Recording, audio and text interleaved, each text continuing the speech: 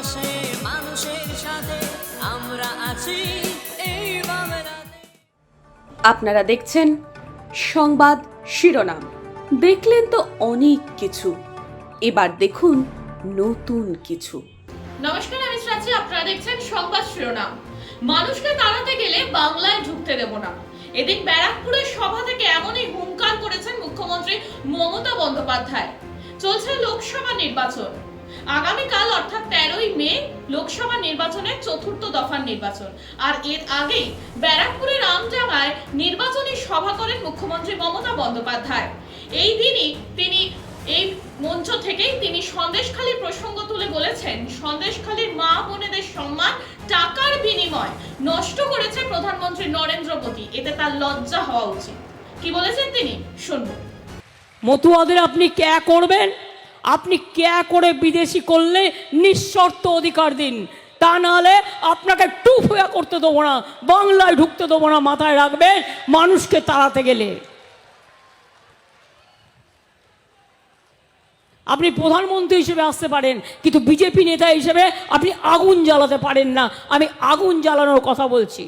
Sorry, বাংলায় আসতে দেবো না এ কথা আমি বলছি না, উইথড্র করছি। কিন্তু আমার মনে এতটা জ্বালা হয়েছে, তাই আমি এটা বলেছিলাম।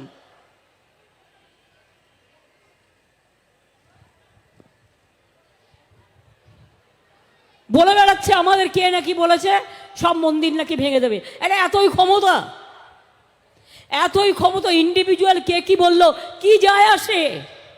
আগে নিজের দিকে তাকিয়ে দেখুন, সন্দেশখালী মা বোনদের সম্মান কিভাবে নষ্ট করেছেন টাকার বিনিময়ে।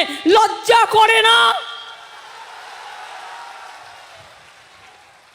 যে মা বোনদের হেয় করে, অসম্মান করে, তার মুখ দিয়ে বড় বড় কথা শোনবার জন্য আমরা তৈরি নই। প্রধানমন্ত্রীর প্রতিনিধি রাজভবনের লাটু সাহেব, মেয়েরা যেতে পারছে না ভয়ে।